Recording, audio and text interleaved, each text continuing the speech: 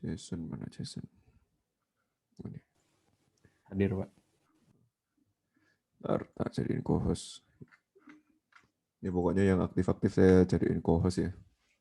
Biar kalau tahu-tahu saya hilang bisa nge-handle dulu. Baik, jadi sekarang kita masuk ke minggu ke berapa? Kelima apa ke-6? Apa juga ya? Minggu ke alah.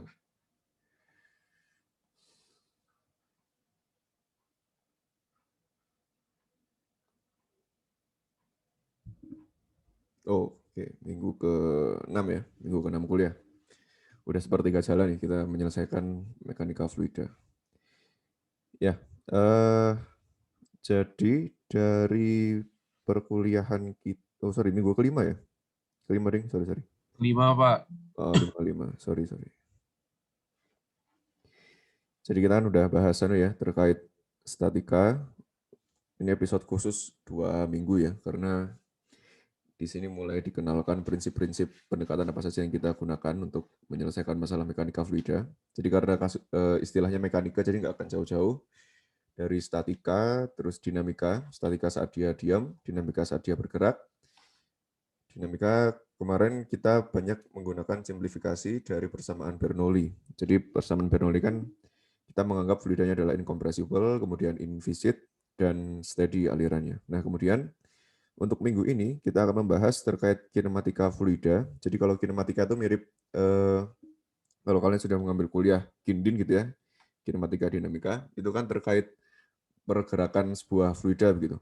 Pergerakan yang nanti akan saya tuliskan. Jadi pergerakan ini tidak tergantung atau mengabaikan penyebabnya dulu. Jadi kalau penyebabnya adalah gaya, seperti pada hukum kedua Newton, yaitu F sama dengan M kali A, itu ada di dinamika fluida, tapi dinamika fluida ini untuk yang bab kemarin kita banyak mensimplifikasi terkait pergerakannya dia. Nah sekarang kita asumsikan bahwa kita nggak melihat dari sisi gayanya, tapi kita melihat dari sisi pergerakan kinematikanya. Gitu. Jadi kalau seperti pada sebuah solid mechanics gitu ya, kinematikanya kan ada berapa degree of freedom gitu-gitu. Nah kalau kita nanti nggak jauh-jauh dari analisis volume atur gitu. Jadi kita melihat fluida itu dari sebuah area fix yang kita set, kemudian kita ingin melihat pergerakan fluida itu. Nah kemudian nantinya sebenarnya yang seperti saya ceritakan minggu kemarin bahwa alur ini mengikuti buku Munson ya. Jadi kalau mengikuti buku Fox itu analisis volume atur duluan, baru kita membahas ke dinamika, kemudian kinematika, kemudian analisis diferensial begitu. Nah, tetapi karena kita ngikutin Munson, jadi kita startnya ke kinematika dulu gitu.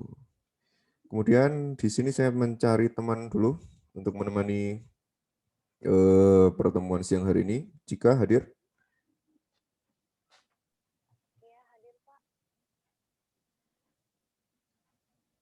Halo? Jika? Halo? Halo? Videonya, cam-nya bisa dinyalain, on cam? Kedengeran nggak, Pak? Aduh, kecil banget. Suaranya Cika kecil ya? Iya, Pak, di saya kecil, Pak. Saya juga, Pak. Oke. Gimana Cika? Saya di Jakarta, Pak. Oh, Jakarta. Oke. Videonya udah nyala belum sih? Udah ya? Udah. Tapi kok di saya nggak keluar. Oke, Cika itu yang mana tuh? Oke. Oh, di halaman keduanya. Ini Cika. Kemudian ada seluruh gini deh. Hup.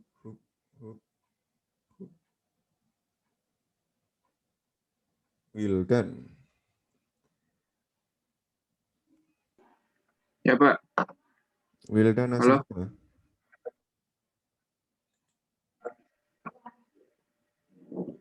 Posisinya di mana? Aslinya mana Wildan? Oke. Posisinya sih asli juga lahir KTP di Cirebon sih, Pak. Oh, posisi di Jakarta tadi, keputus. Iya. Cuman kalau Ya. Oke. Jakarta. Terus ada Ali Hasman. Ali Hasman, hadir? Nah, suaranya kecil juga nih Ali nih. Ali posisinya ada di mana? Waduh, rambutnya. Iya. Ini Gimana Ali? Suaranya kecil? di Jakarta, Pak. Oh, Jakarta. Iya, Itu rambut nggak potong dari kapan tuh? dari UN. Mantap. Oke. Sip, Imam. Iya Pak, Imam di mana aslinya? Dari mana? dari Padang Pak. Oh, Padangnya Padang mana nih? Padang Timur Pak. Oke. Dan terakhir Kemal. Ada Kemal? Kemal Idam. Pak, tadi Kemal chat saya, dia bilang agak telat sedikit Pak. Lagi ada urusan tadi, rada mendesak kayaknya. Oke. Sip. Ya. Sebelum masuk ke kinematika, kita pemanasan dulu deh, dinamika. Ada yang mau bercerita terkait persamaan Bernoulli itu ceritanya bagaimana?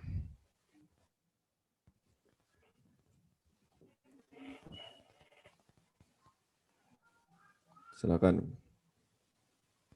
Dapatnya dari mana? Kok bisa keluar seperti itu? Terus itu menggambarkan apa aja?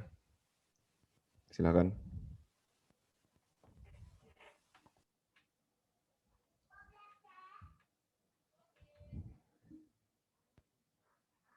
Nggak ada nih. Kalau nggak ada saya tunjuk ya. Penurunannya dari hukum 2 Newton, Pak. Oh, Fahriza ya. Sebentar. Gimana? Ceritanya mungkin lebih runut gimana? Fahriza. Jadi dari hukum 2 Newton tersebut, kita tahu bahwa sigma F sama dengan M kali A, dengan percepatan tersebut adalah vektor dan gaya tersebut adalah vektor. Lalu pada dinamika fluida terdapat dua macam percepatan, yaitu long streamline dan normal streamline. Lalu di sepanjang streamline kita bisa menurunkan hingga mendapat persamaan Bernoulli yang biasa, yaitu P tambah setengah rho V kuadrat tambah gamma Z sama dengan konstan. Lalu untuk menurunkan dan mensimplifikasi persamaan ini, kita harus mengasumsikan bahwa fluida bersifat invisit dan juga incompressible.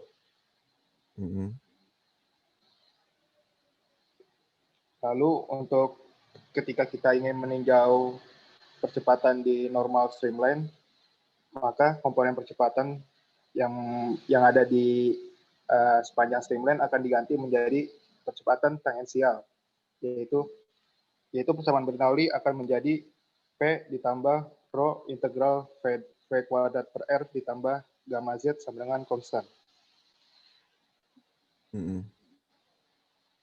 Singkatnya seperti itu, Pak. Oke. Sip. Selanjutnya, persamaan Bernoulli aplikasinya ada di mana saja? Yang sudah kita review kemarin? Tabung pitot, Pak, buat kecepatan pesawat. Bentar. Selain Nathan deh. Selain JK, Jason, Raja, Fahriza, selain Azara, Anggrinur, sama Aldian. Silakan. Selain yang saya sebutin tadi.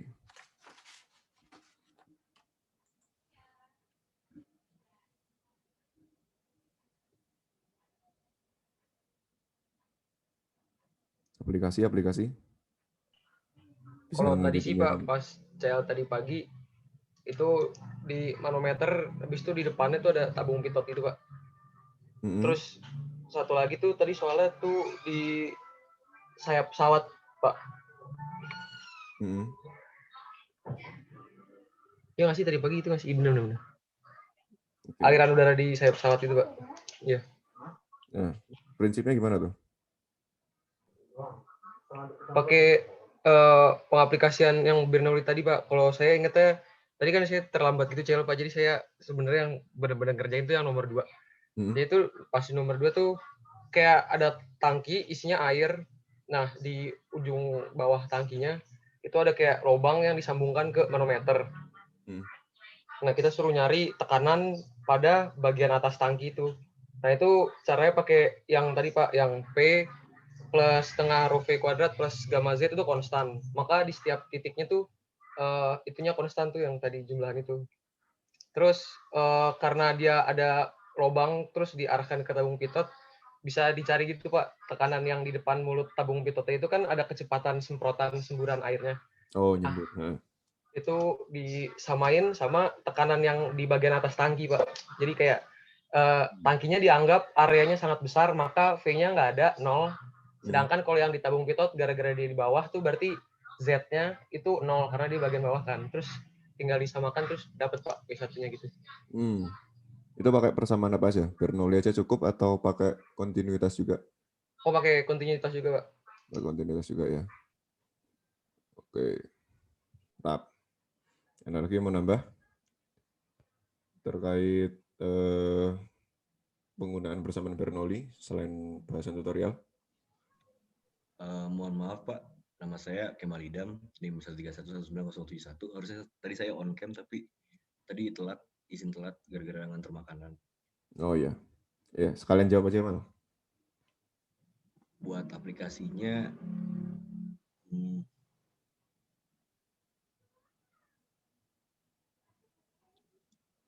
saya belum nyatet sih Pak sebenarnya pertemuan sebelumnya, jadi agak lupa-lupa juga gitu. Mohon maaf Pak. Oke. Silakan yang lain. Wildan mau ngomong? Halo Pak. Ya. Oke. Saya mau coba deh Pak. Wildan 063. Tentang ini Pak, confinite flow. Jadi dengan menggunakan persamaan kontinuitas yang Q1 sama dengan Q2, kita bisa mendapatkan jadi volumetric itu sendiri, begitu Pak. Jadi kalau misalkan kayak ibaratnya paling gampang tuh kalau misalkan lagi ini ya, lagi mempersempit dari area luasnya, nanti V-nya akan lebih besar gitu, lebih cepat. Memang kalau misalkan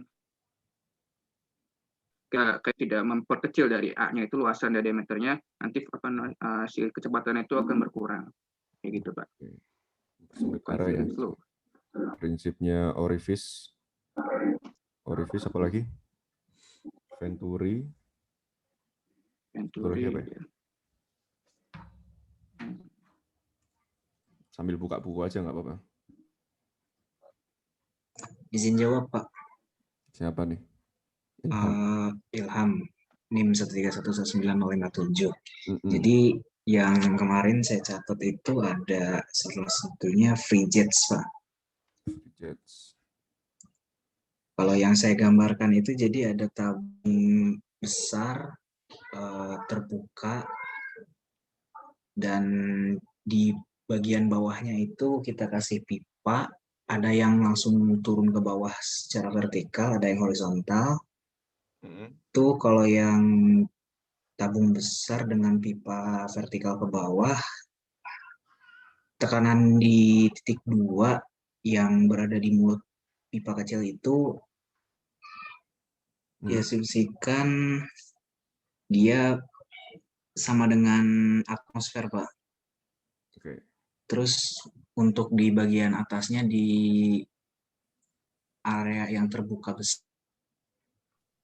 kecepatan fluidanya dianggap kecil. Kalau untuk pipa yang horizontal itu karena dia punya perbedaan tekanan, jadi flow-nya dia berbentuk parabolik gitu Pak. Kemarin itu saya catat untuk nyari kecepatan di ujung pipa horizontalnya V sama dengan akar 2GH Pak. Kalau yang horizontal biar nggak parabolik dikasih apa? Dan ada efek apa itu namanya? Itu apa sih, kayak semacam apa namanya, penahan gitu sih Pak. Cuman saya lupa namanya Pak. Vena contracta ya? Kayak vena contracta. Ada penahan. Contracta. Oke. Yang terakhir, ada yang bisa menjelaskan terkait energy grid line dan hydraulic grid line?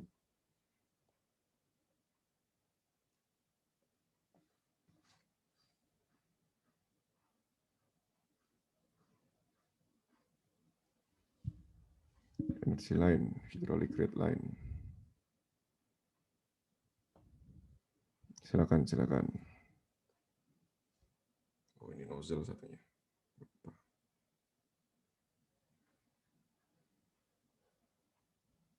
Nggak ada? Kalau nggak ada, saya buka buat semuanya. Yang Nathan DKK silakan kalau mau bantu jawab. Izin jawab, Pak. Oke, Aldian. Nama saya Aldian, NIM 1319126. Energy line itu melambangkan total head. Kalau total head itu maksudnya pressure head, velocity head, sama elevation head. Jadi dia tingginya selalu konstan sepanjang aliran fluida. Kalau yang hydraulic, hydraulic grid line itu melambangkan pressure head doang, Pak. Pressure aja? Setahu saya, static ya. Static pressure atau pressure head? Pressure plus hydrostatic ya, plus elevation. Iya. Ya, oke. Kalau energy line ini kondisinya apa nih? Apakah dia ideal atau aktualnya seperti itu? Selama tidak ada energi loss atau implicit. Konstan jika tidak ada energi loss ya.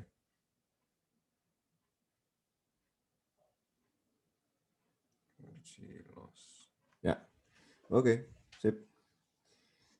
Ya, jadi kalau masih ingat video yang saya tunjukkan minggu kemarin, selain yang mengukur apa namanya, flow rate ya, volumetric flow rate dari sebuah aliran di dalam pipa, saya juga menunjukkan kemarin terkait kavitasi. Jadi untuk aliran incompressible, jika kita terlalu kecil ya, terlalu kecil si valve-nya, itu akan bisa terjadi tekanannya sangat turun karena kecepatannya sangat tinggi, terkompensasi dengan tekanannya sangat rendah, sehingga dengan adanya tekanan rendah itu bisa terbentuk bubble atau pendidihan di sekitar area tersebut. Itu bahaya kalau bubble-nya pada kecepatan sekian, pada kecepatan tersebut menabrak komponen mechanical. Jadi istilahnya itu adalah kavitasi. Oke, jadi review udah cukup. Kemudian mungkin ya udahlah langsung aja lah. Kita langsung ke materi selanjutnya yaitu kinematika fluida. Jadi kinematika ini yang seperti saya ceritakan tadi, kita akan membahas terkait pergerakan dari fluida tersebut, baik dari sisi kecepatan maupun percepatan. Kemudian bagaimana kita mengaplikasikannya pada volume atur dan teorema transport Reynolds. Nah, di sini kita perlu memahami beberapa istilah. Nanti ada istilah Lagrangian dan Eulerian. Kemudian nanti ada istilah streamline, straight line, dan path lines. Saya nggak tahu bahasa Indonesianya apa, jadi saya tuliskan sesuai yang di bahasa Inggrisnya aja. Gitu. Baik, jadi kita mulai. Jadi pada awalnya, sebelum kita masuk ke analisis kinematika dari sebuah fluida, kita harus mereview kembali bahwa fluida itu dianggap sebagai kontinum. Fluida dianggap sebagai kontinum. Ini perannya apa? Karena kalau kita melihatnya dia bukan sebagai kontinum, maka kita perlu menganalisisnya ke level molekul. Nah, itu kan agak kurang visible ya. Jadi kita menggunakannya sebagai asumsi kontinum. Jadi dia bergerak sebagai satu satuan dalam suatu area, dalam satu tempat, dan bisa kita tinjau pada level partikel, tidak perlu sampai level molekul. perlu ditinjau.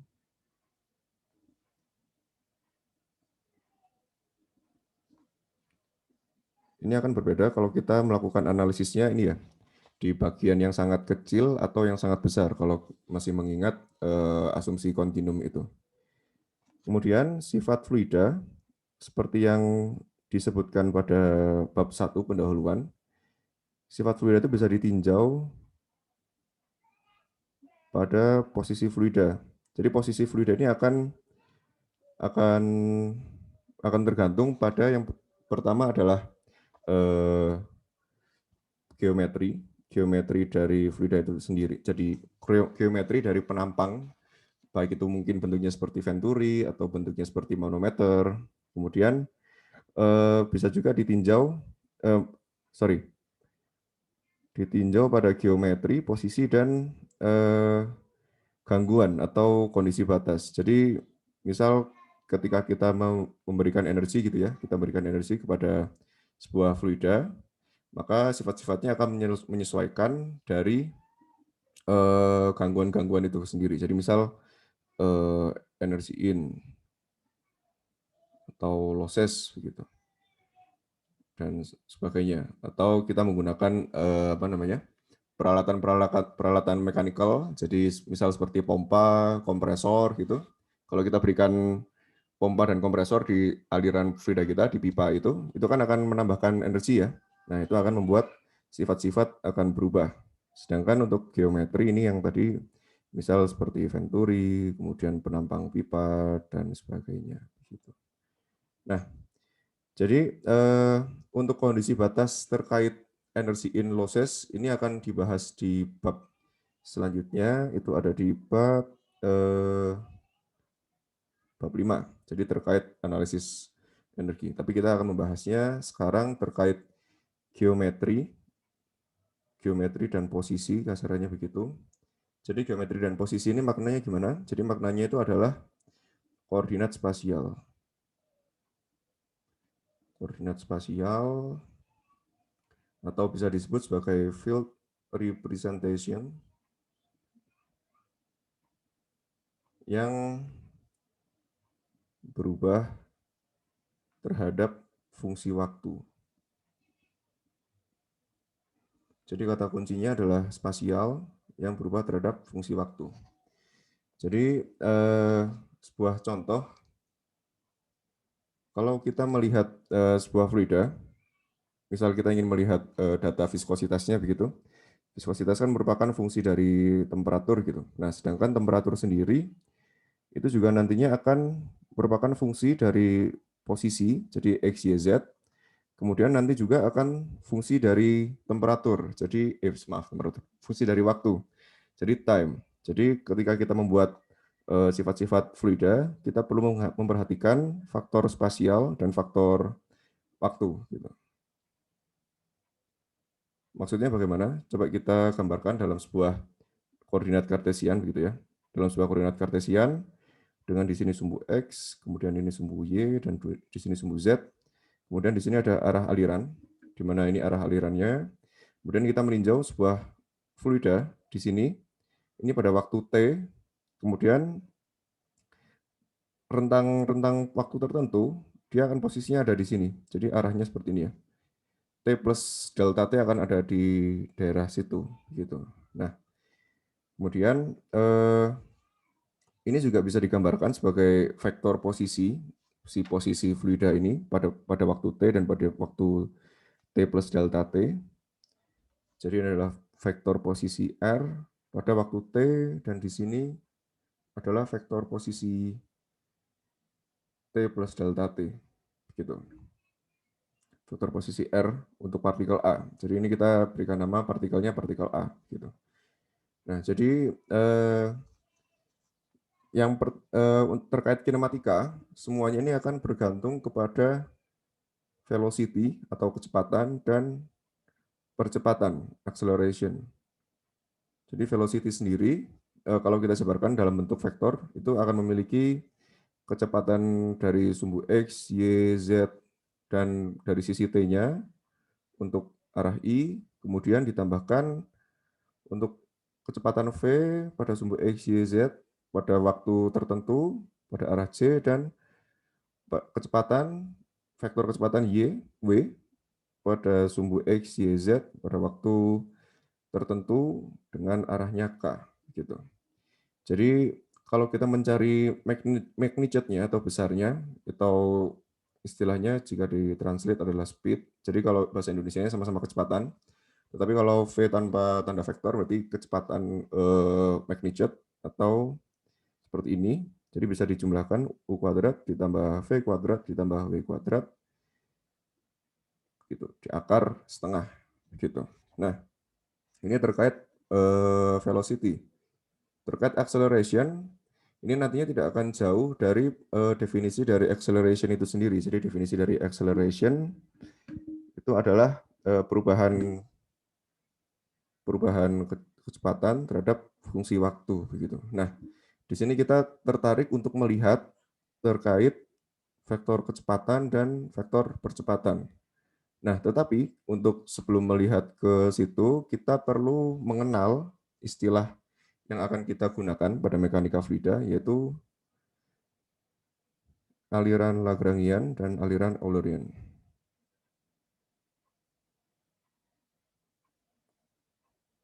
Lagrangian versus Eulerian. Eulerian.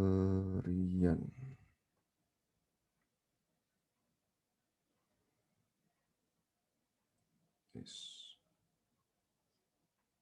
Ya. Jadi kalau Eulerian ini yang biasa kita gunakan. Jadi kita melihat sifat merupakan fungsi dari posisi dan waktu.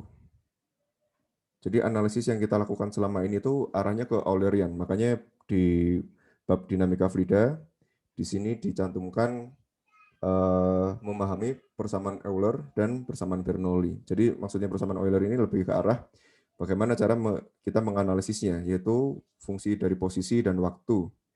Kemudian ini akan ada set data pada satu posisi. Ini definisinya dulu. Jadi kita melihat pada satu posisi. Kemudian untuk analisis Lagrangian, jadi ini adalah analisis yang mengikuti, atau istilahnya adalah take along, mengikuti dari elemen fluida. Jadi ini maknanya akan cukup berbeda ketika kita memiliki misal seperti yang di atas ini ya. Jadi kalau kita melihatnya adalah fluida yang posisi A, kemudian kita bergerak mengikuti streamline-nya dia ke posisi di sini. Nah, kalau kita mengikuti satu komponen itu, satu komponen elemen fluida, itu dinamakan analisis Lagrangian. Tetapi kalau analisis Eulerian, kita melihatnya pada satu posisi yang fix begitu. Jadi kita melihatnya pada satu titik, kemudian kita ukur di titik itu sifat-sifatnya seperti apa. Jadi kalau bisa digambarkan contoh lain, jadi contohnya kalau yang dari buku itu adalah sebuah cerobong asap ya. Jadi cerobong atau stek di sini akan menghasilkan sebagai tempat keluarnya asap ya, plume gitu. Nah, jadi kalau analisis Lagrangian, ketika kita memberikan pewarna gitu ya, kita memberikan pewarna pada satu titik di sini, kemudian warna itu akan bergerak mengikuti arah angin, gitu. Nah, ini adalah analisis Lagrangian. Sedangkan jika kita melihat pada satu titik, gitu, misal pada titik ini misal adalah X, Y gitu. Jadi sudah jelas posisinya X di mana, Y di mana, sedangkan di sini adalah 0,0 gitu. Saat X, Y kita mencatat beberapa sifat-sifat yang lain. Jadi kita mencatat temperatur, kemudian misal mencatat tekanan atau mencatat yang lain. Nah, ini kemungkinan kalau posisinya steady, jika steady maka besarnya akan konstan besarnya akan stabil sama. Tetapi jika tidak steady, maka besarnya akan berubah-berubah. Jadi belum bisa ditentukan apakah dia stabil atau berubah. Tetapi prinsip mencatat di satu titik ini merupakan prinsip dari Eulerian. Jadi kalau kalian sudah memahami prinsip analisis volume atur di termodinamika, itu arahnya akan ke analisis Eulerian. Jadi kita punya dua metode ya. Nah, ini masing-masing memiliki keunggulan. Jadi kalau Lagrangian ini lebih ke arah untuk eksperimental sebenarnya. Jadi kita ingin melihat pola aliran, dalam sebuah medan kecepatan dan medan percepatan begitu. Sedangkan kalau Eulerian ini biasanya kita gunakan dalam analisis analitik. Oke, jadi analitik kemudian jadi kita ini pendekatannya sangat engineering. Jadi kita ingin tahu di titik ini sifat-sifatnya apa aja gitu. Jadi kalau kita melihat sebuah pompa gitu ya, kita ngelihatnya cuma sebelum masuk pompa dan setelah keluar pompa. Itu biasanya analitik dan bisa diselesaikan secara cepat gitu. Nah, tetapi kalau kita kasusnya memiliki banyak titik pengukuran, nah sebenarnya analisis Lagrangian dan Eulerian ini bisa menjadi satu. Jadi asal cukup data, dua analisis ini dapat disatukan. Gitu.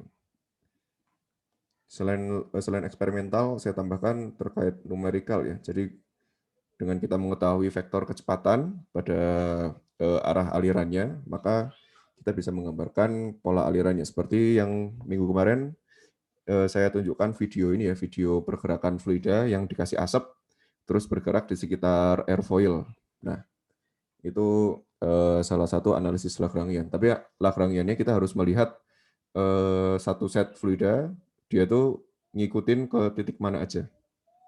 Nah, nantinya kita perlu juga mengenal istilah terkait streamline, straight line, dan path line. Baik, jadi kita mulai dulu dari streamline.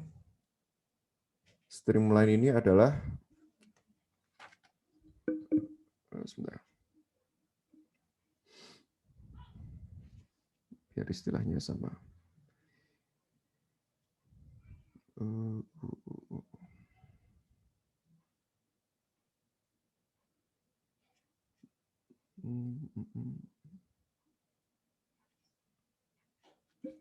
Streamline ini adalah garis di mana kecepatan arahnya tangensial. Jadi kalau kemarin kita analisis dinamika, terkait ada garis streamline dan ada garis streamwise dan ada garis tegak lurusnya normal, itu adalah streamline. Kemudian kalau straight line, jadi straight line ini garis secara instan atau sementara yang menunjukkan titik-titik yang sudah dilalui dari partikel fluida yang bermula dari satu titik origin atau titik awal. Sedangkan untuk path line ini adalah lokus atau fokusnya di satu titik, lokus dari sebuah fluida, dari sebuah titik, dari sebuah fluida yang bergerak seiring berjalannya waktu. Ya. Jadi streamline, streakline, dan pathline. Kalau pathline ini arahnya nantinya ke analisis Lagrangian. Karena misal seperti ini. Misal pada sebuah airfoil begitu. Nah, kita memiliki garis-garis yang seperti kemarin yang ditunjukkan di asap-asap itu yang di video. Ada bentuknya seperti ini, kemudian yang sudah jauh di luarnya akan kembali lurus gitu. Oke.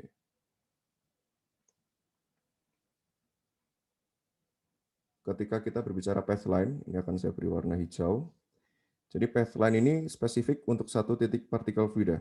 Jadi ketika kita spesifik untuk partikel fluida, pada waktu T, maka pada waktu T plus delta T, maka garis pathline yang dia lalui adalah seperti ini. Mengikuti dari arah pergerakan dia. Sedangkan jika streamline ini lebih kecil daripada straight line. Jadi straight line ini adalah, saya berikan warna ungu. Straight line ini garis-garis yang menunjukkan titik-titik yang dilalui oleh partikel. Jadi ini, jika kondisinya adalah steady, maka dia akan membentuk sebuah garis ya. Jadi kalau kita istilahnya pada gambar teknik, garis itu kan merupakan gabungan dari titik-titik. Jadi kalau kita hubungkan titik-titik yang banyak, itu akan membentuk straight line. Sedangkan streamline, ini saya berikan warna yang warna merah, ini lebih ke arah satu titiknya. Jadi kalau kita ngecek satu fluida,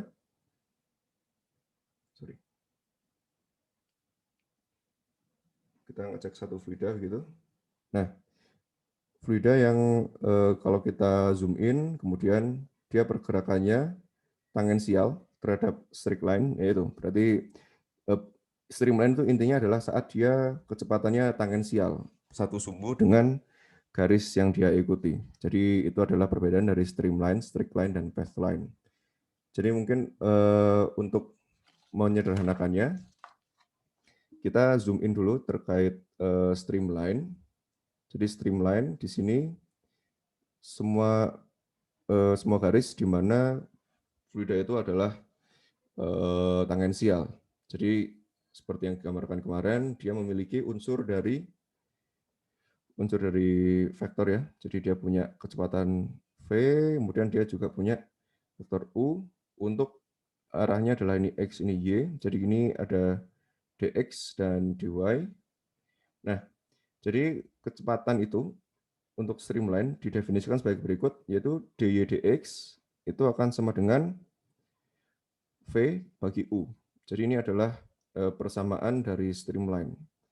Karena kata kuncinya adalah tangensial, jadi ini merupakan equation of streamline, di mana dia memiliki unsur kecepatan sisi vertikal dan sisi horizontal, kemudian dia memiliki vektor posisi juga, jadi vektor posisinya dia arahnya sebesar ds begitu.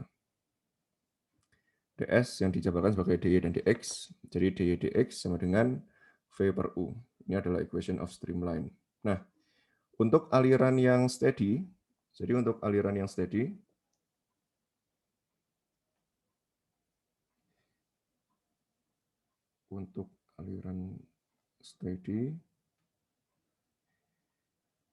semua garis sama. Jadi garis streamline, straight line, dan pathline akan sama ketika alirannya steady. Tetapi tidak juga ketika pola alirannya adalah unsteady. Jadi nanti contohnya ada di beberapa aliran laminer dan turbulen. Kalau laminer ini contohnya adalah steady, sedangkan turbulen ini akan contoh aliran yang tidak steady begitu. Jadi sebagai ilustrasi, di sini akan saya tunjukkan terkait perbedaan dari streamline, straight line, dan pathline. Sebentar, sambil menunggu. Sebentar ya.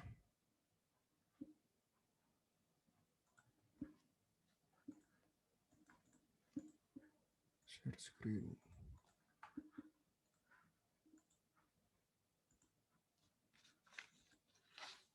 Welcome to Fluid Mechanics Notes for ENME 331, Introductory Course in Fluid Around the Jadi ini Cylinder. This is aliran very di common sekitar for physical flow. dari We have sebuah a uniform upstream silinder, conditions on the aliran di luar left-hand pipa side, gitu ya. and fluids moving from Nah, left to right. jadi karena ini alirannya sudah berupa turbulen, jadi yang bisa Anda lihat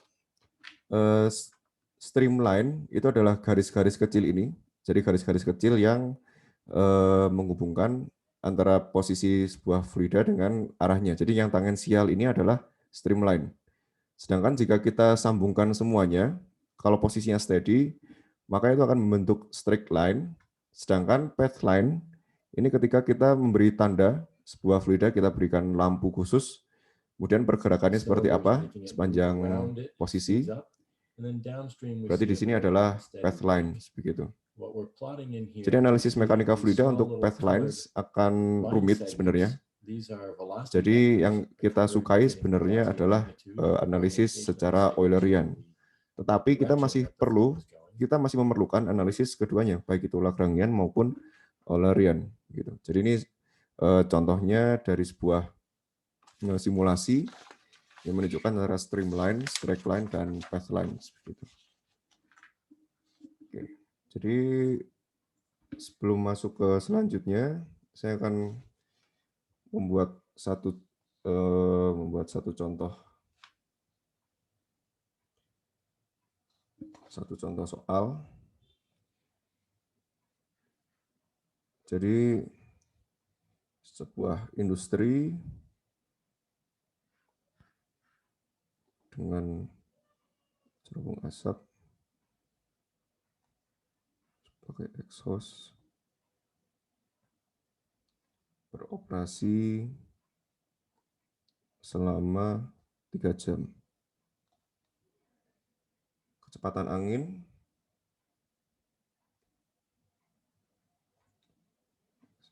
sama dengan vektor kecepatan untuk arah X itu 10 dikurangi untuk arah Y-nya minus 5J untuk 5 jam pertama.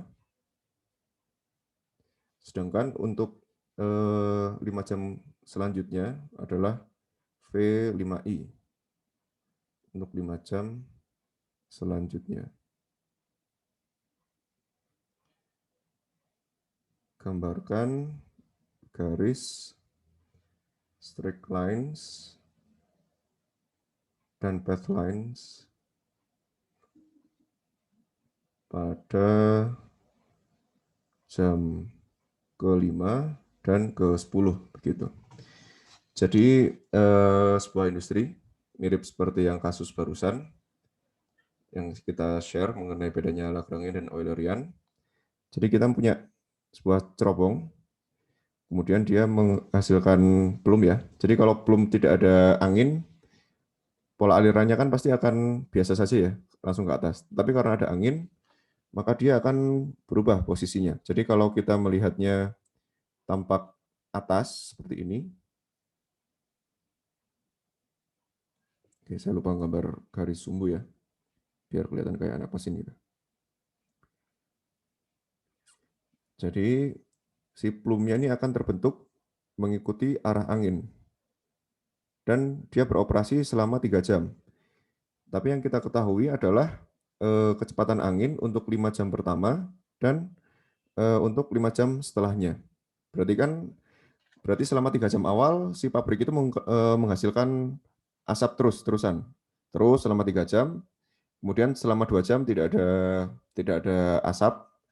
Nah, setelah rentang 2 jam, berarti kan asap yang pertama keluar pada waktu 0 second, ini kan ada di sini.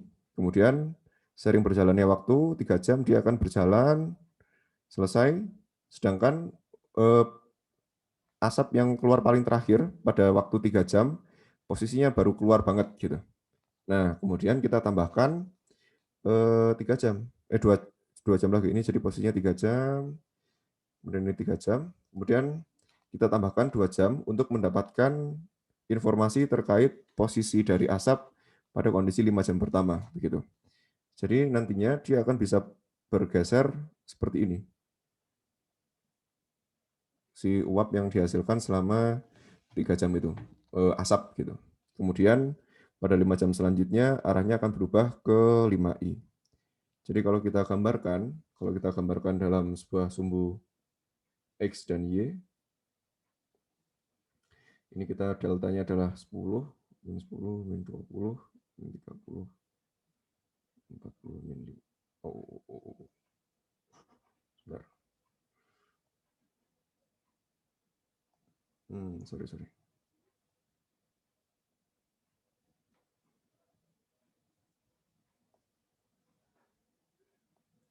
Kemudian di sumbu X-nya 10, 20, 30, 40, 50, 60, 70, 80, sampai sekian X, dan di sini adalah Y.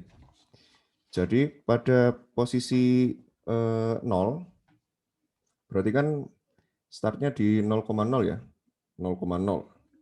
Kemudian saat posisi 5 jam, yaitu 10i dikurangi 5j. Berarti 10 dikalikan dengan 5 jam adalah 50. Kita gambarkan di sini, garis vertikal 50. Kemudian minus 5j, jadi posisinya adalah 5 jam, jadi kecepatannya pada 25.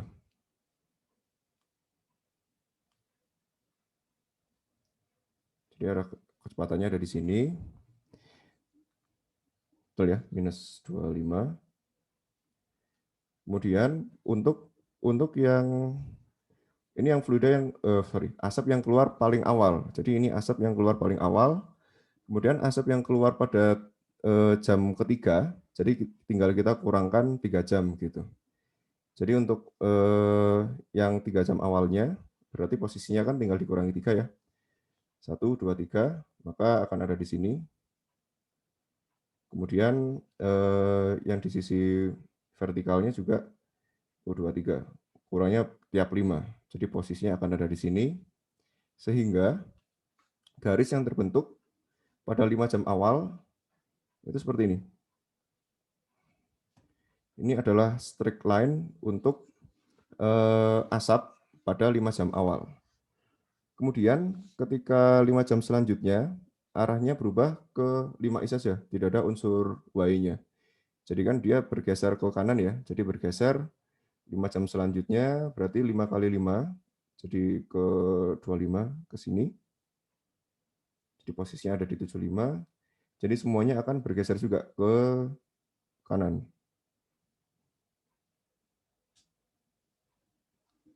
Jadi kalau di rata-rata maka bentuknya akan bergeser seperti ini, si straight line-nya gitu.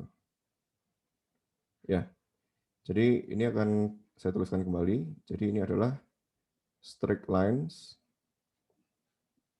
pada jam kelima, begitu. Jadi instan pada jam kelima, sedangkan yang di sini adalah straight line pada jam ke-10, gitu. Nah, kemudian kalau kita mau menggambarkan path lines dari satu fluida saja, kita misal gambarkan fluida satu titik yang startnya di 0,0, maka kita gambarkan sebagai berikut. Ini asap yang keluar di awal, kemudian selama 5 jam, dia bergeraknya ke arah sini, ke arah titik merah yang kita harapkan tadi ya. Jadi saya pakai garis putus-putus, mengikuti ke arah angin. Arah anginnya adalah 10i dikurangi 5j. Jadi posisinya ke sini, kemudian pada 5 jam selanjutnya dia berpindah ke sini. Jadi path line-nya akan berupa, kalau saya zoom in, jadi akan seperti ini. Ini sederhananya saja. Jadi ini adalah path lines untuk partikel yang meninggalkan cerobong pada T sama dengan 0, kemudian posisinya X dan Y-nya 0,0 gitu. Jadi itu bedanya antara straight line dan path lines. kalau dimatematiskan. Yaitu terkait 3 istilah yang akan kita gunakan sepanjang mekanika fluida ketika kita mengenal analisis kinematika fluida. Kemudian selanjutnya kita akan membahas terkait kinematika itu sendiri. Jadi kinematika itu dibagi sebagai 2 hal besar, yaitu velocity, dan yang kedua adalah acceleration. Dimana tadi sudah sempat disinggung bahwa acceleration itu merupakan bisa dari sisi streamwise dan bisa dari sisi normal. Cuman yang kemarin ternyata kita belum menyertakan semua aspek untuk analisis kinematika. Gitu. Jadi untuk analisis Jadi untuk bentuk kecepatan, jadi kecepatan sudah disinggung di atas ya. Itu adalah V merupakan fungsi dari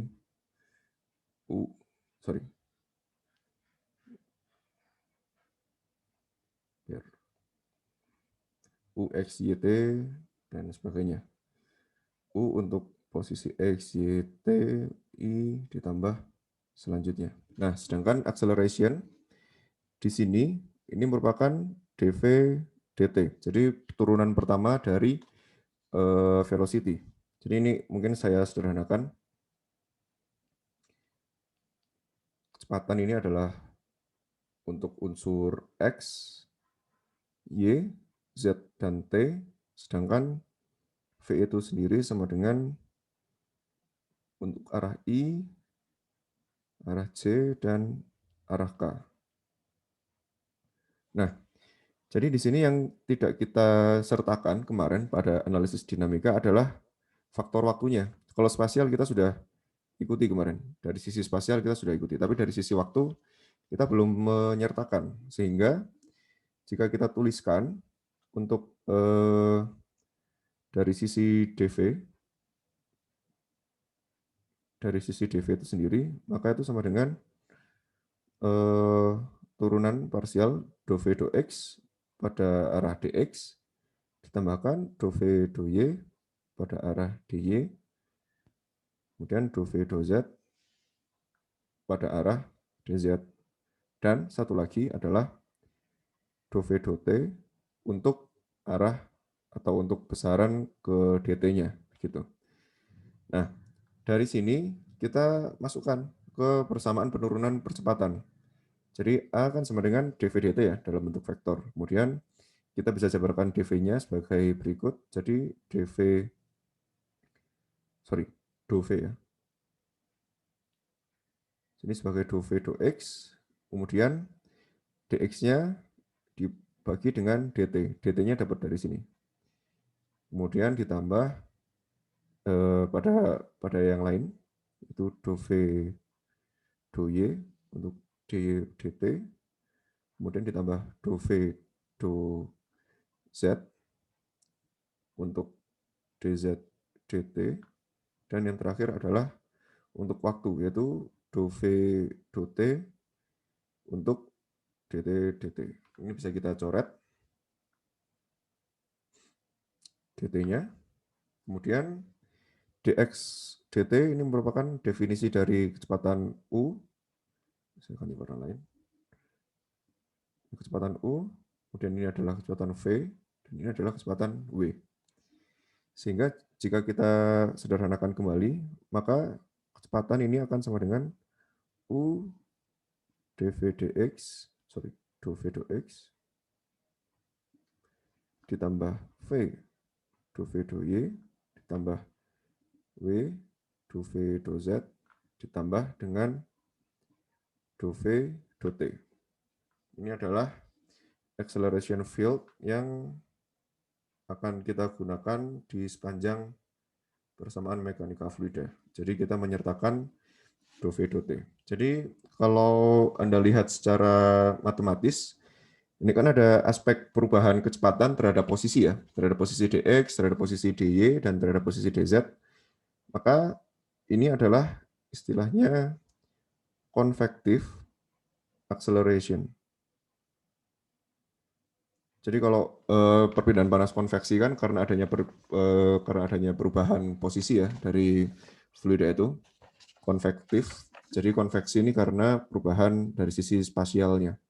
Sedangkan untuk percepatan dou v dou t pada satu titik itu sendiri itu bermakna local acceleration. Jadi kalau kita menganalisis Lagrangian atau Eulerian gitu ya, atau Eulerian dulu aja lah. Misal pada satu titik ini, kalau steady kan besar dou v dou t-nya untuk di titik itu akan sama ya. Tetapi ketika ternyata gangguannya makin besar, maka akan ada di titik itu si kecepatan akan berubah nilainya. Jadi besarnya akan kalau ada gangguan bisa menjadi lebih besar, kalau ternyata dikurangi flow-nya maka bisa jadi lebih kecil. Makanya kita menyertakan adanya local acceleration untuk di sini gitu. Kemudian istilah ini bisa kita sederhanakan penulisannya sebagai berikut.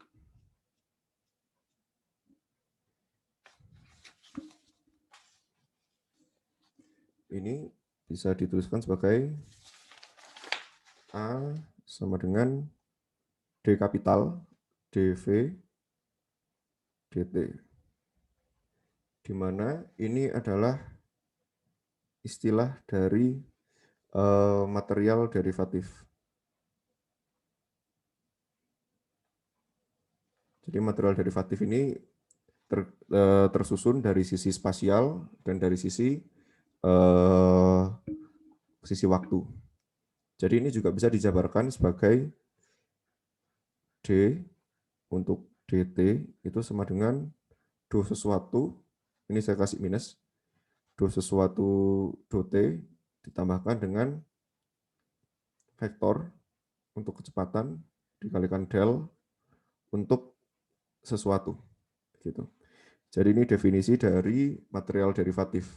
Jadi kalau di sini kan konteksnya kita yang minus itu adalah V ya. Jadi kita di sini kita V, kemudian di sini adalah dou v dou t, kemudian gradien del dikalikan dengan operator vektor del gradien operator. Ini adalah gradien operator del. Jadi del itu kalau mengingat ke mana? Ke analisis yang sudah kita bahas dulu, itu sama dengan dou dx I ditambah dou y j ditambah dou z k. Nah, jadi kembali lagi kalau ini kita isinya V, kemudian maka turunannya akan dou v dou t pada fungsi waktu ya, kemudian ditambahkan gradien operator del dikalikan vektor V, kemudian di dalamnya adalah V lagi gitu. Jadi ini tidak harus kita isikan dengan kecepatan saja. Jadi bisa kita isikan dengan sifat-sifat yang lain. Jadi misal ini saya hapus. Ini misal saya hapus, kemudian ini saya hapus, ini saya hapus. Ini mau saya isi temperatur. Jadi perubahan temperatur terhadap fungsi waktu untuk dianalisis mekanika fluida, maka itu perubahan temperatur pada titik dia sendiri dan perubahan temperatur pada posisi X, Y, Z setelah pindah posisinya. Jadi dari sisi spasial, waktu, dan ya spasial dan waktu.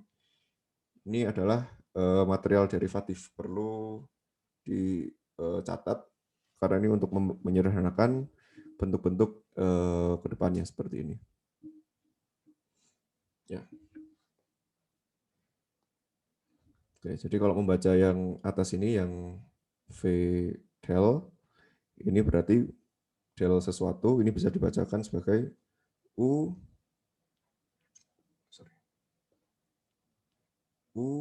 dou X untuk I ditambah V dou Y untuk J ditambah W untuk dou Z untuk arah K gitu. Jadi ini bentuk sederhananya dari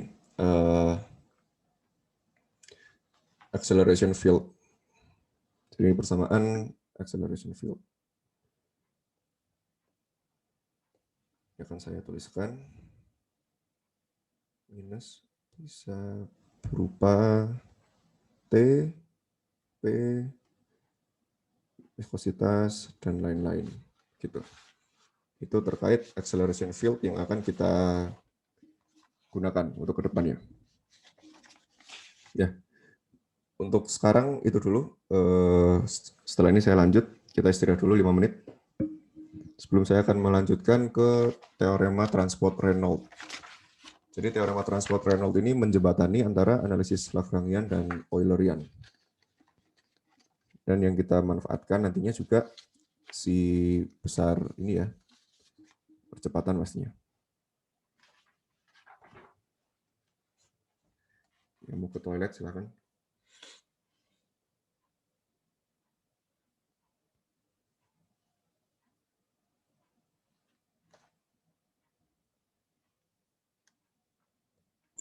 Pak, yang minus-minus itu artinya kosong kan ya Pak ya?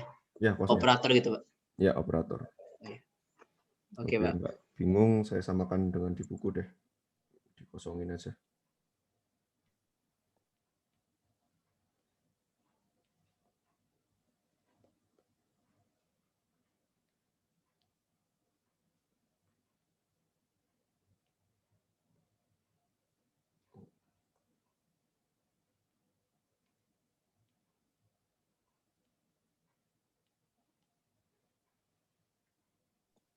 Pak, permisi. Mau nanya tulisan yang tadi di awal, yang Lagrangian itu analisis yang mengikuti apa elemen fluida, Pak? Yang mengikuti, sebentar, kok sulah. Mengikuti apa ya ini saya nulisnya? Yang mengikuti elemen fluida aja lah. Itunya dihapus saja. Oh. Sama satu lagi, Pak. Tadi yang path line itu, cut bla bla bla dari sebuah fluida itu sebelumnya itu apa ya, Pak? Path lines, locus itu fokus yang bergerak gitulah. Jadi kita ngikutin satu titik fluida gitu, mirip Lagrangian. Oke, baik Pak, makasih. Ya, sama-sama. Permisi Pak Rofi. Gimana Ben? Mau nanya Pak yang contoh soal tadi Pak. Di sini yang gambar garisnya Pak. Tadi kan asapnya tuh keluar 3 jam pertama ya Pak ya. Lalu kan yang dikasih tahu tuh kecepatan angin untuk 5 jam pertama dan 5 jam selanjutnya ya Pak. Saya tadi sempat bingung gitu Pak, kenapa titik mulanya itu yang 20-10 itu Pak, itu setelah 3 jam maksudnya ya Pak? Setelah 3 jam. Jadi cara nyarinya gimana Pak? Yang 20-10 ini tinggal dikurangi 3 jam aja. Oh gitu. Jadi kalau di 3 jam awal, itu kan kita jangan masukkan 5 jam di sini. Kita masukkannya 3 jam.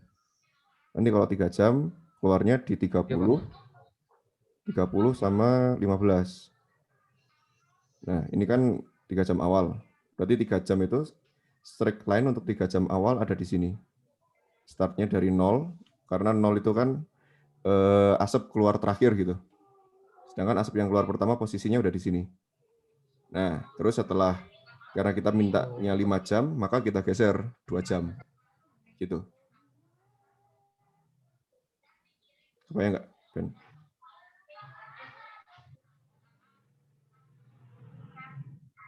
Oh, maaf Pak, boleh diulang Pak? Saya bingung kenapa nggak startnya di 30-15 itu loh Pak.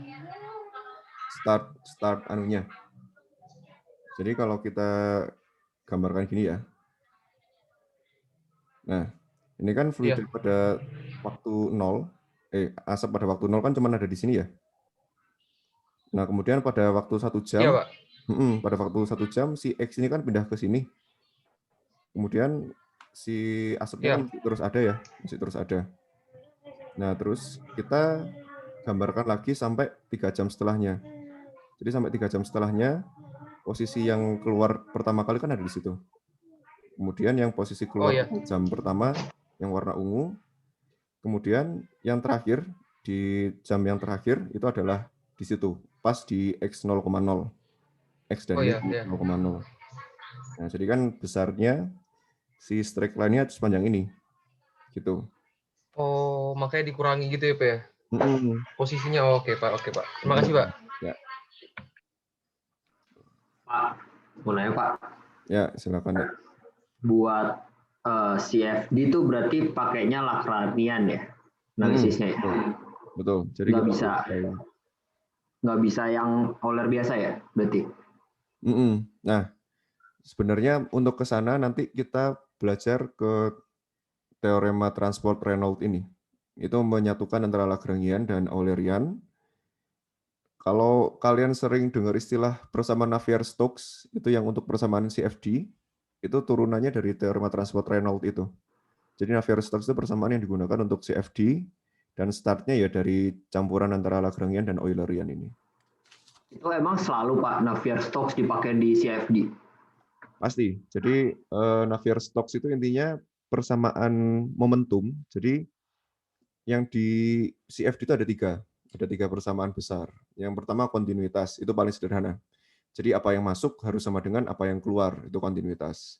Kemudian energi itu terkait kalau ada energi masuk, maka sifat-sifatnya akan berubah seperti apa di sisi keluarnya. Nah, yang terakhir momentum. Jadi momentum itu untuk terkait kinematika dan dinamikanya fluida di dalam analisis kontrol volume gitu. Jadi kalau kita buka kontrol volume gitu, itu start awal dan akhirnya itu pakai continuity sama energi sudah cukup sebenarnya. Tetapi dengan adanya analisis momentum, itu yang membuat pergerakan fluidanya bisa sesuai dengan fungsi dari persamaan Navier-Stokes itu. Jadi persamaan Navier-Stokes itu bisa mencakup banyak hal. Untuk kontinuitas bisa, untuk energi bisa, untuk momentum bisa. Tapi intinya ke persamaan momentum itu. Berarti maksudnya itu di setiap titik ya? Jadi bisa di data, digambarin lah. Betul. Nah, yang menantang itu, jadi kan kita udah melihat secara sekilas ya, ini ada aspek spasial atau posisi, kemudian ada aspek waktu. Jadi yang paling gampang, kalau kita mau analisisnya tersteady, ini bisa dihapus. Jadi turunannya cukup first order. Tapi kalau kita punya kalau satu dimensi ya, jadi ada dx dan dot gitu, jadi harus ada second order derivation. Terus juga kalau kita mau analisisnya 2 dimensi, 3 dimensi, maka kita harus menyelesaikannya pakai partial derivation. Itu pendekatannya si CFD gitu. Berarti Pak, buat belajar CFD kalau nggak tahu MaxFlow juga sama aja ya Pak ya? Pakai ANSYS gitu. Kalau belajar kalau menggunakan CFD tanpa tahu MaxFlow, itu arahnya kita nggak tahu apakah hasil CFD kita benar atau enggak. Jadi misal kayak tadi ya, airfoil gitu ya, terus pola alirannya akan seperti apa gitu. Ini kan kita baru melihat satu persamaan. Sedangkan di software, kalau kalian ikut training CFD-nya HMM nggak minggu kemarin? Kemarin ikut Pak, cuman habis itu kayak saya kan baru pertama kali ikut pegang ANSYS ya, benar-benar pertama kali, habis itu saya nggak ngerti apa-apa Pak, jadi keluar. Jadi kalau kalian melihat di ANSYS itu ada urutannya, kita harus memilih persamaan apa yang akan digunakan gitu. Jadi ini kan persamaan umum ya, jadi persamaan umum ini bisa digunakan untuk semua kasus, tetapi ada kalanya persamaan ini bisa lebih akurat kalau kita menggunakan turunan-turunan yang lainnya gitu. Jadi mungkin akan saya tunjukkan sedikit lah ya. ANSYS harusnya di PC saya ada. Intinya gitu, kalau kita CFD tapi nggak tahu pakai persamaan yang mana, nanti hasilnya akan beda. Dan hasil beda itu, kalau airfoil tadi ngaruhnya nanti ke besar drag dan lift yang pada airfoil itu. Kemudian nantinya hasilnya nggak akurat, streamline-nya salah, ya sudah bisa ngaco ke belakang-belakangnya. Gitu. Oke Pak, terima kasih Pak.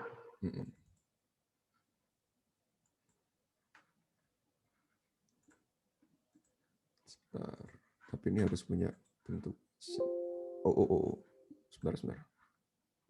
Oh, hampir ke close zoom-nya. Saya nggak ada.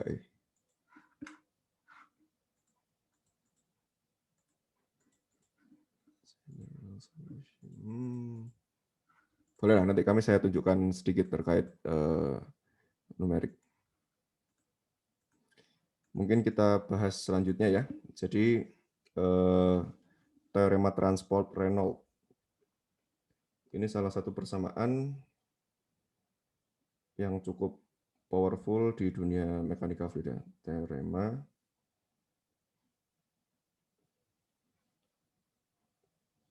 transport Reynolds.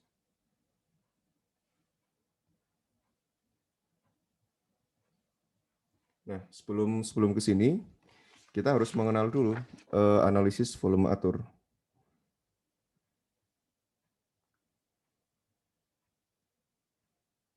Atau kontrol volume gitu. Jadi V-nya saya coret.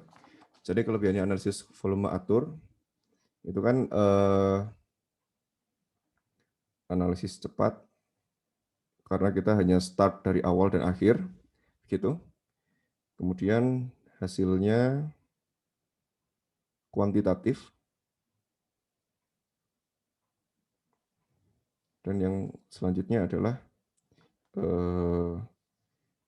analisis skala besar, bukan analisis infinite small, analisis skala besar pada fluida yang bergerak. Nah, yang menjadi concern adalah apakah analisis volume atur ini bisa kita dekati untuk fluida yang sangat kecil, yaitu infinite small.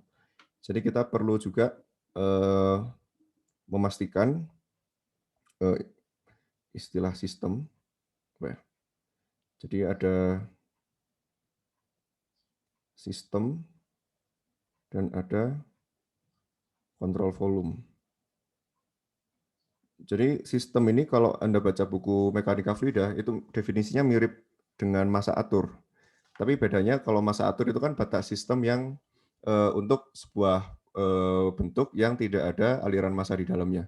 Sedangkan sistem yang di-define pada mekanika fluida itu adalah partikel fluida yang kita tinjau.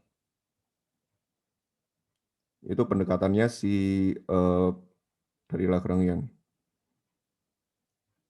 Jadi kalau kita punya satu partikel fluida, partikel A gitu, kemudian dia bergerak mengikuti gangguan dari geometri sekitarnya, kemudian dari kondisi batas yang lain, maka itu adalah sistem yang kita tinjau. Kemudian kontrol volume ini adalah untuk fixed location. Nah, jadi kontrol volume itu tidak selalu menganalisis sebuah sistem, gitu. Nah, jadi kalau persamaan yang ada di dunia, yaitu persamaan kekekalan energi, persamaan kontinuitas, itu menempelnya ke sistem apa yang kita tinjau, bukan ke kontrol volume.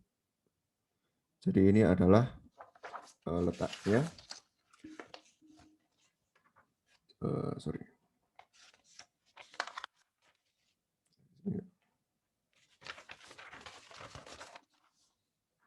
Persamaan atau hukum alam gitu. Sedangkan ini hanyalah suatu posisi yang ditinjau. Jadi intinya kita ingin menganalisis sistem, tapi pendekatannya dengan kontrol volume, gitu. Jadi kalau kontrol volume aja kan startnya cuma awal dan akhir gitu ya. Nah bedanya kalau teorema transport Reynolds ini menjembatani antara analisis sistem dengan analisis volume atur, gitu. Jadi kalau kita punya sebuah penampangnya seperti ini, gitu. Nah, analisis volume atur, jadi kita ngeset batas dari sistem adalah seperti ini. bukan batas dari yang kita tinjau. Ini adalah volume atur kita. Kemudian di sini ada fluida yang masuk dengan kecepatan V1 dan keluar dengan kecepatan V2 gitu. Jadi dengan adanya fluida yang bergerak, maka jika sistem yang kita tinjau adalah yang berwarna hijau, maka pada selang beberapa waktu selanjutnya, ini adalah pada saat T sama dengan 0, jadi ini akan saya gambarkan. Ini adalah sistem at T sama dengan 0, sedangkan kalau kita gambarkan setelahnya, gambar garis biru, saya hapus dulu di sini. Kita gambarkan di sini, setelah selang beberapa waktu,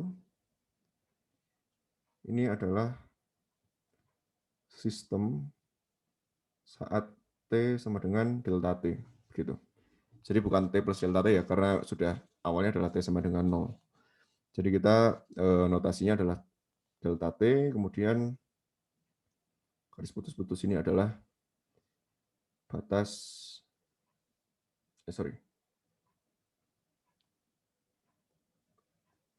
sistem di sini adalah kontrol volume untuk waktu apapun, waktu kapanpun gitu ya, at any time maksudnya.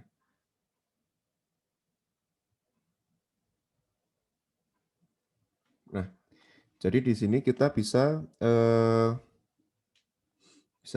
membuat istilah baru, yaitu di sini adalah area 1, area 2, dan area 3. Jadi sekali lagi area 1 ini berarti adalah sisi fluida pada saat T sama dengan 0 gitu ya. Kemudian 1 plus 2 itu adalah sistem saat T sama dengan 0, sedangkan 2 plus 3 adalah saat T sama dengan delta T. Gitu. Ini 1 plus 2, kemudian T sama dengan delta T adalah 2 plus 3. Ini start untuk memulai analisis untuk menurunkan persamaan teorema transport Reynolds gitu. Tetapi kita juga perlu informasi lain. Jadi selain adanya kontrol volume, kita juga akan melibatkan kontrol surface di sini. Jadi kontrol surface ini adalah garis maya yang membatasi kontrol volume begitu. Atau istilahnya kalau di termodinamika adalah boundary ya, batasan atau boundary. Nah, jadi kalau dari gambar yang di atas, maka kontrol surface yang bekerja hanya di sisi atas saja dan di sisi kiri dan sisi kanan, di mana fluida itu akan masuk dan keluar. Jadi yang berdempetan dengan dinding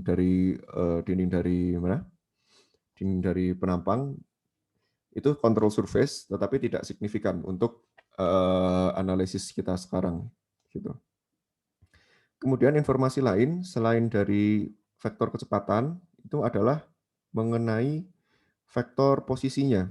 Jadi di sini akan saya gambarkan dulu. Ini adalah posisi 1 dan di sini adalah posisi 2. Jadi akan saya hilangkan sedikit biar tidak terlalu ramai. Jadi ini posisi 1, ini posisi 2. Jadi ini adalah vektor kecepatan yang masuk dan di sini vektor kecepatan yang keluar. Nah, kita juga akan mengenal mengenai vektor arah penampangnya. Jadi arah normal penampang itu pasti keluar outward dari kontrol volumenya. Jadi di sini adalah A2 dan untuk ke sini adalah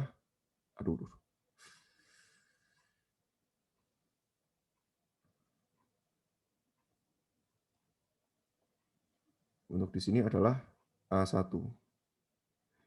Begitu. Jadi kalau kita mereview kembali terkait definisi dari flow rate itu kan sama dengan Q ya, atau debit sama dengan V kali A gitu. Jadi V kali A-nya karena kita berupa vektor, kecepatan vektor, kemudian posisi adalah vektor luas area. Kalau dikalikan secara dot, maka hasilnya akan menjadi dot product begitu. Jadi ini vektor area selalu mengarah keluar dari kontrol volume, gitu. Jadi debit ini bisa kita tuliskan juga sebagai mass flow rate, di mana mass flow rate itu kan sama dengan densitas dikalikan dengan debit. Jadi densitas dikalikan dengan vektor kecepatan dikalikan dengan vektor luas areanya. Maka kita bisa tuliskan untuk key net out itu sama dengan penjumlahan dari yang ada di control surface untuk V ke A, sedangkan untuk mass flow rate itu adalah m dot net out sama dengan penjumlahan dari semua yang ada di control surface dikalikan dengan densitas kali kecepatan dan vektor posisinya. Gitu. Nah, ini persamaan yang sangat basicnya. Jadi basicnya dari transport Reynolds itu adalah Key-net. Jadi ada istilah net di sini. Itu berarti sudah merupakan penjumlahan dan pengurangan dari semua yang ada di control surface. Ini kenapa kita perlu mendefinisikan hal seperti ini, karena kita akan meninjau area yang menembus dari control surface-nya.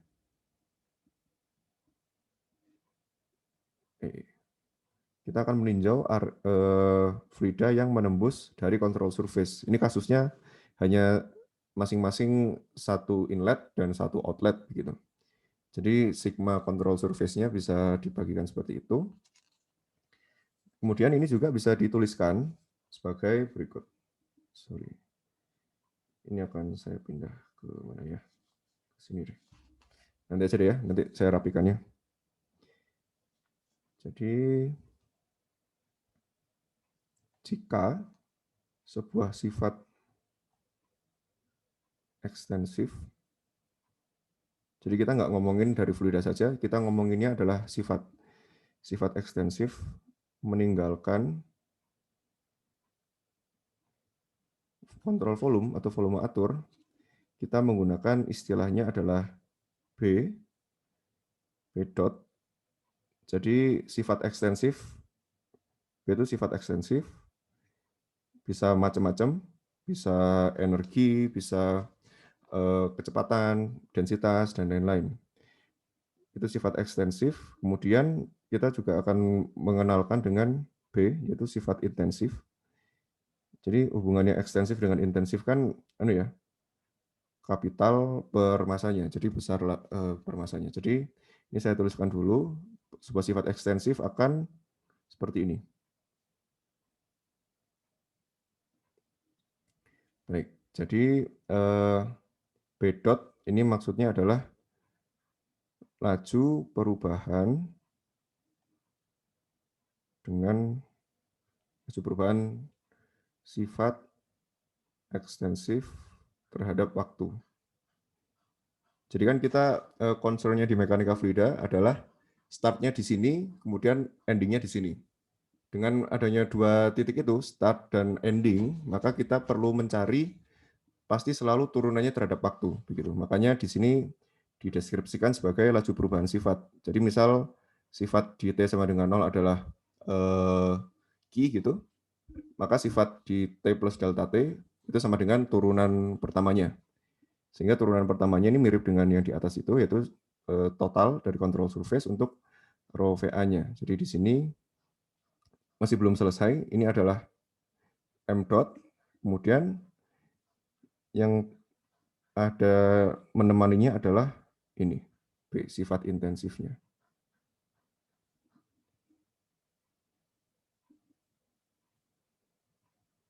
Sifat intensif. Ini saya hapus menjadi warna merah. Gitu. Nah, itu dulu untuk B dot. Kemudian B capital dot ini juga bisa berubah lagi jika kita integralkan untuk seluruh permukaan atur. Jadi untuk seluruh permukaan atur berarti B rho VA untuk semua area DA gitu. Nah, ini kan maknanya kalau sigma lebih mudah ya, karena ada sisi kiri, sisi kanan, tapi kalau kontrol volumenya bentuknya cukup ajaib, maka kita bisa integralkan aja untuk seluruh area DA. Begitu. Ini CS dan DA. Nah, itu dulu untuk persamaan-persamaan yang akan bermanfaat. Nah, saya kembali lagi untuk ke sini. Sorry, ini saya pindah aja deh.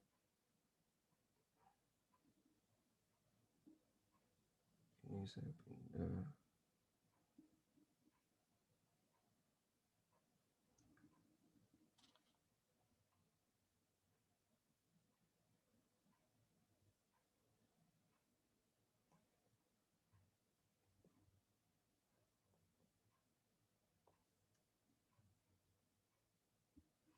Ya. Kemudian kita lanjutkan di sini.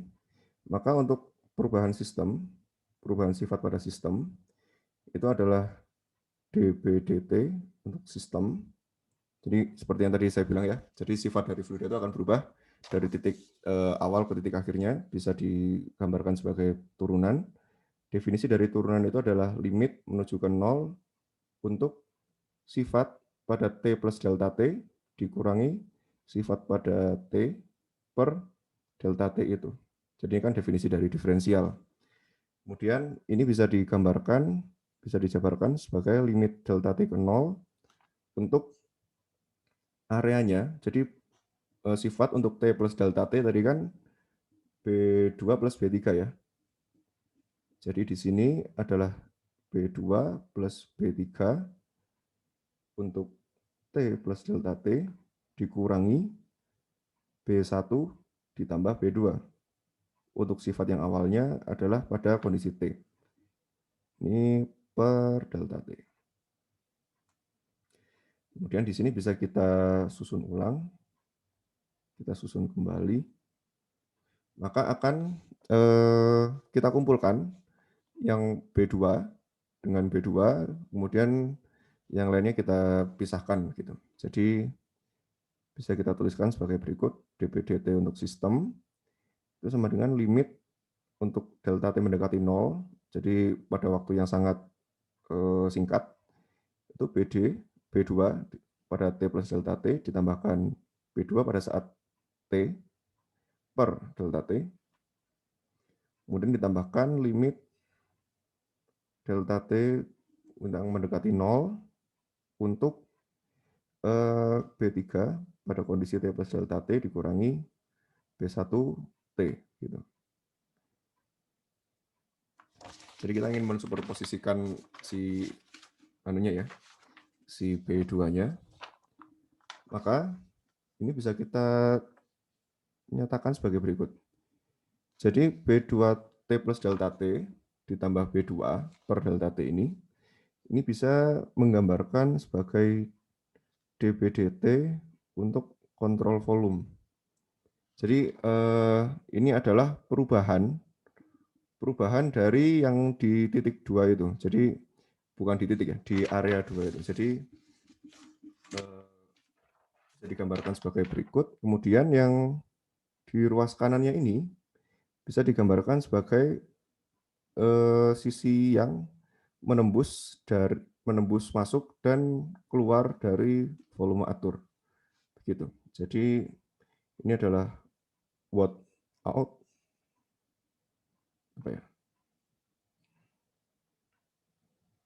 apa yang keluar dikurangi apa yang masuk. Gitu. Jadi B3 untuk T plus delta T itu kan berarti area di sini ya. Jadi ini adalah area yang keluar. Kemudian yang B1 ini itu merupakan area yang masuk ke sisi B2-nya. Jadi B2 untuk T plus delta T dan plus B2 pada saat T itu adalah perubahan di diri dia sendiri. Begitu. Jadi ini yang menjembatani antara analisis saat T plus delta T dengan saat T. Begitu. Itu kan analisisnya si persamaan Lagrangian ya. Kemudian dengan adanya begini, jadi menjadi bentuk menjembatani dengan kontrol volume. Sehingga dari sini bisa kita tuliskan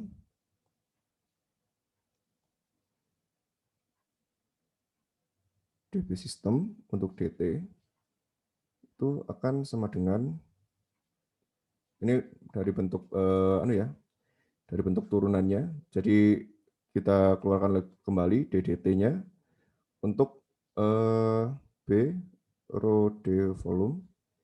Sorry.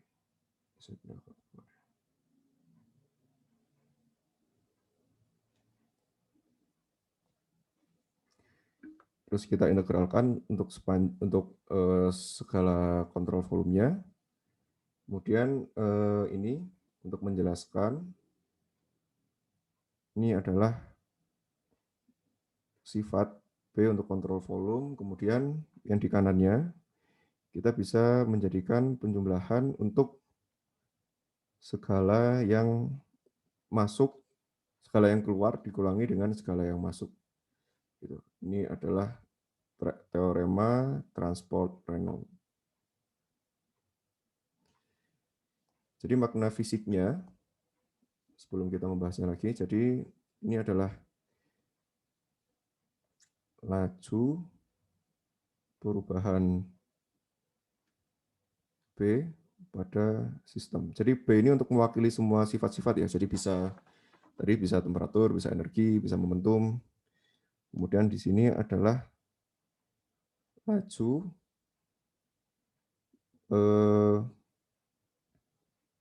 perubahan B pada kontrol volume.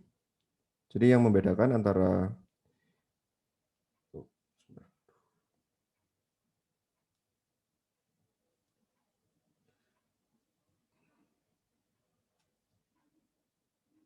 Jadi ini adalah pada sistem dan di sini pada kontrol volume. Jadi pada sistem itu keseluruhan. Jadi keseluruhan yang kita tinjau. Sedangkan yang di sisi ruas paling kanan ini adalah merupakan net outflow dari B. Ini laju net outflow dari B. Jadi bentuknya juga bisa dalam bentuk integral B rho V dikalikan dengan vektor posisi vektor unitnya. Jadi apakah itu I, J atau K nantinya. Jadi perlu dituliskan sebagai unit vektor gitu.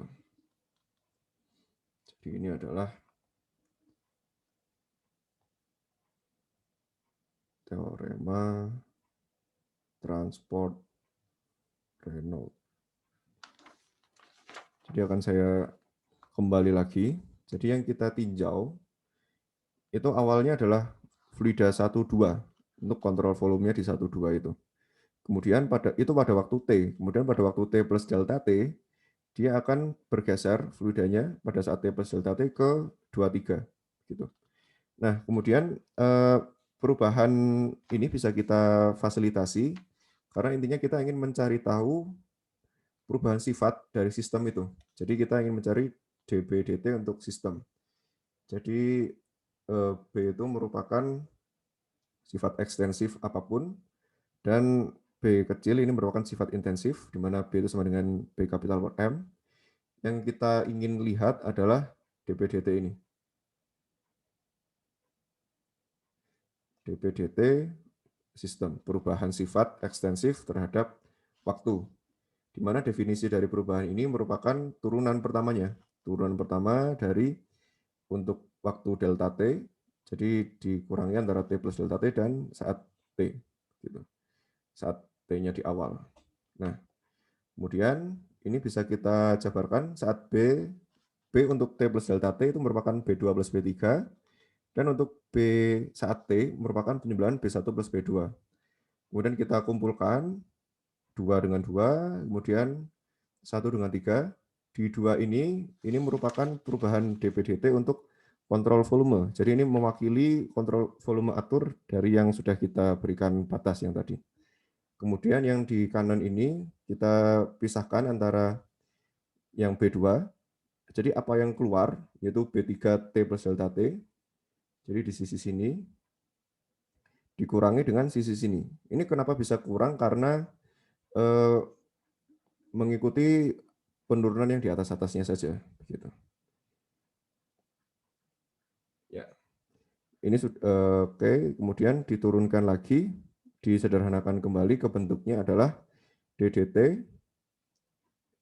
Ini akan saya tuliskan bentuk akhirnya. Maka ini merupakan turunan pertama untuk kontrol volume, jadi bisa kembali ke bentuk yang seperti di sini.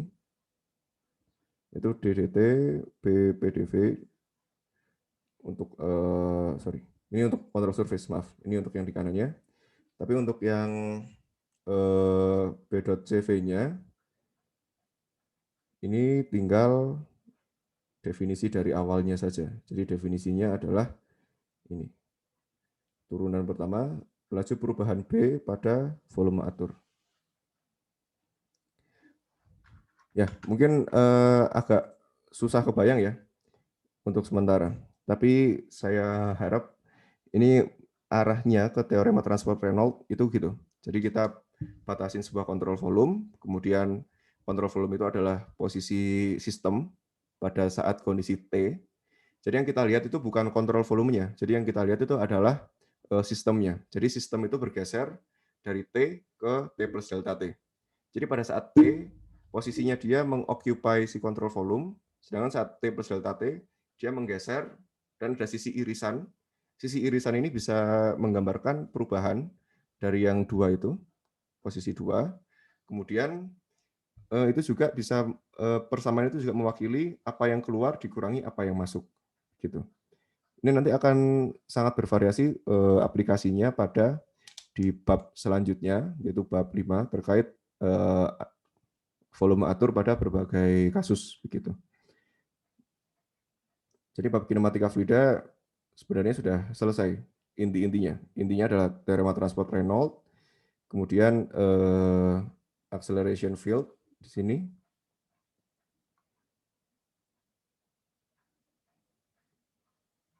Kemudian ini adalah velocity field. Dan istilah-istilah terkait streamline, strict line, dan path lines. Gitu. Kemudian kita juga mereview terkait bedanya Lagrangian dan Eulerian. Nah, mungkin untuk contoh-contoh soalnya akan saya bahas di Kamis besok. Begitu. Kira-kira ada yang mau ditanyakan terlebih dahulu untuk sampai sini?